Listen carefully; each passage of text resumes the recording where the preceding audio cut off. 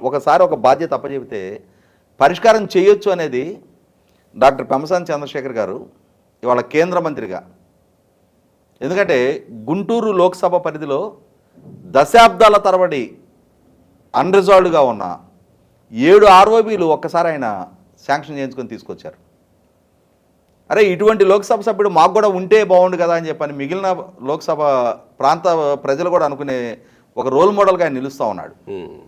అటువంటి నాయకుడికి బాధ్యత అప్పచెప్పటం, ఆయన చొరవతో కేంద్ర మంత్రిగా తనకు ఎంతటి విధులున్నా ఎంతటి బాధ్యతలున్నా వాటిని పక్కకు పెట్టి నన్ను ఎన్నుకున్న ప్రజలు నా ప్రాంతంలో రాజధాని రూపకల్పన జరుగుతూ ఉంది, రేపటి రోజున రాజధాని అభివృద్ధి చెందితే అది నాకు కూడా గర్వకారణం అని చెప్పని బాధ్యతతోటి ఆయన టైం స్పెండ్ చేసి, నాకు నిన్న యుగంధర్ గారు మాట్లాడితే ఒక సెంట్రల్ మినిస్టరు ఒక రైతుని ఉదయం 6 గంటలకు పిలిపించుకొని మాట్లాడటం అనేది చిన్న ఇష్యూ కాదు. అది ఇప్పుడు రైతు తన అవసరం, తాను సెంట్రల్ మినిస్టర్ అపాయింట్మెంట్ కోసం వెళ్ళి ఆయన ఎప్పుడు టైం ఇస్తాడని వాళ్ళ వాకిళ్లలో ఎదురు చూసే రోజులు ఇవాళ.